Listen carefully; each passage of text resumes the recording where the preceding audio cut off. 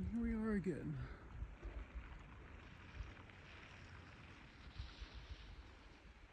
Another day, another snow dam.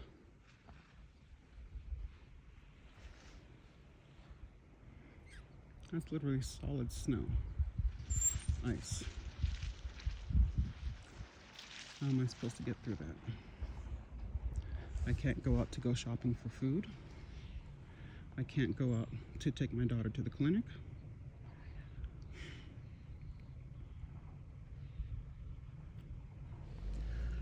I'm doing just fine. Shoveling out. I can shovel out the car, but I can't shovel out that mess.